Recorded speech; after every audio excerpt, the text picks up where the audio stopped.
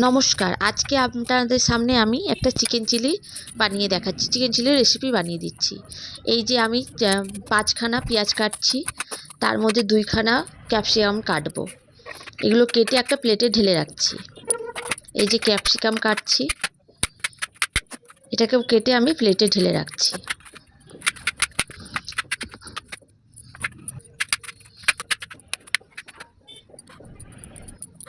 এই রসুন আমি কাটছি, রসুনটাকেও আমি ছোটো ছোটো করে গ্রেট করে নিলাম, আদাটাকেও গ্রেট করে নিয়েছি। চিকেনের মধ্যে সয়া সস, চিলি সস আর গোলমরিচের গুঁড়ো দিয়েছি। এর ভিতরে কর্নফ্লাওয়ার দিয়ে একটা ব্যাটার বানিয়েছি, 2টো ডিমও ফাটিয়ে দিয়েছিলাম। তেলটা আমার গরম হয়ে গেছে, তার মধ্যে আমি চিকেনগুলো ছেড়ে দিচ্ছি।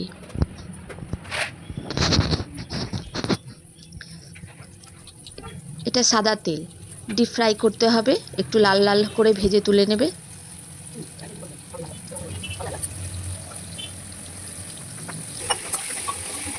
এই যে ফ্রাই হয়ে গেল, আমি থালায় তুলে নিলাম। ওই তেলে আমি পেঁয়াজটা আগে দিয়ে দিচ্ছি, তারপরে আমি ক্যাপসিকাম দিয়ে দিলাম।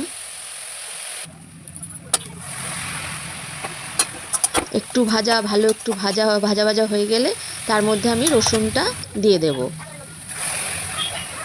এবার আদাটাও দিয়ে দিচ্ছি, দিয়ে একটু নাড়াঘাটা করার পর এবার আমি কাঁচা লঙ্কাটা কেটে রেখেছিলাম, ওটাও দিয়ে দিচ্ছি। এবার চিকেনগুলো আমি ছেড়ে দিচ্ছি। চিকেনগুলো দিয়ে একবার নেড়ে টেড়ে তার মধ্যে আমি সয়া সস, চিলি সস,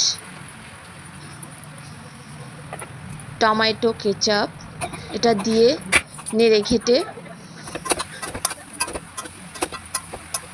তার মধ্যে ওই যে আমি চিকেনটা যার ভিতরে মাখিয়ে রেখেছিলাম তার মধ্যে একটু জল দিয়ে ওই জলটা ওর ভিতরে ঢেলে দিচ্ছি গ্রেভির জন্য। যদি আপনাদের বেশি গ্রেভি খেতে ইচ্ছে করে তাহলে একটু কর্নফ্লাওয়ার গুলে তার মধ্যে একটু হালকা জল দিয়ে দিতে পারবেন। এবার আমি লবণ দিচ্ছি, লবণ দিলাম। এবার আমি চিনি দিচ্ছি। এবার গোলমরিচের গুঁড়ো দিলাম।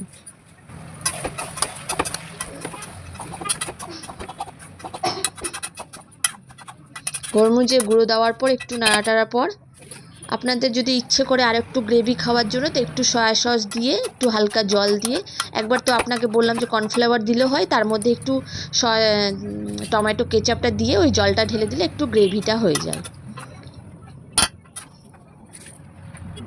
আমার চিকেন চিলি রেডি। ভালো লাগলে সাবস্ক্রাইব